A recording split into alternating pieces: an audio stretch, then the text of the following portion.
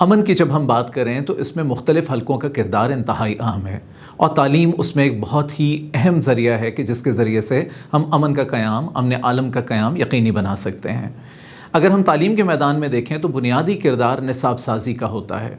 جب نصاب کی بات کریں تو یہاں یہ بات یقینی سمجھی جاتی ہے کہ ابتدائی سے بچوں کو ایک ایسے ماحول بنانے کی ترغیب دی جائے، ان کی اس قسم کی حوصلہ افزائی کی جائے کہ جہاں وہ ایک دوسرے سے محبت، ایک دوسرے کا احترام اور ایک دوسرے کے ساتھ خلوص سے پیش آئیں۔ جب وہ ایک دوسرے سے بات کریں تو صرف اس بنیاد پہ نہیں کہ کون کوئی پیسے والا ہے یا کوئی بہت بلند مرتبے کا حامل ہے، بلکہ اس بنیاد پہ ایک دوسرے کی عزت کریں کہ وہ تمام بنی نوع عالم سے اسی رب کے پیدا کیے ہوئے بچے ہیں، اور چاہے وہ کسی بھی مذہب سے تعلق رکھتے ہوں، ان کا عقیدہ خواہ کچھ بھی ہو، ان کی قومیت یا نیشنلٹی خواہ کچھ بھی ہو، وہ کسی بھی قسم کے سماجی بیک گراؤنڈ سے تعلق رکھتے ہوں، مگر یہ بات بہت اہم ہے کہ ان کے اندر ایک دوسرے کے لیے عزت اور احترام کا جذبہ پایا جائے۔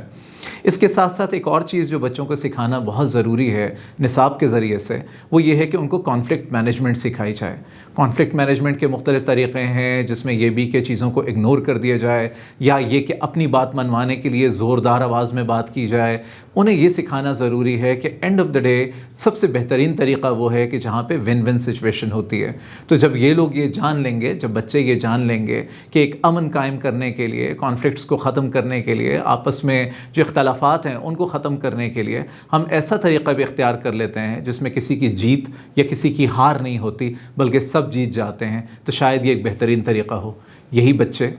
یہ جو ننھی ننھی کونپلیں ہیں، یہ جو کلیاں ہیں، یہ جب بڑے ہو کر پھول بنیں گے تو انہوں نے اس معاشرے کی باغ ڈور سنبھالنی ہے۔ یہی وہ لوگ ہیں جو اس ملک کو، اس دنیا کو امن کا گہوارہ بنائیں گے انشاءاللہ۔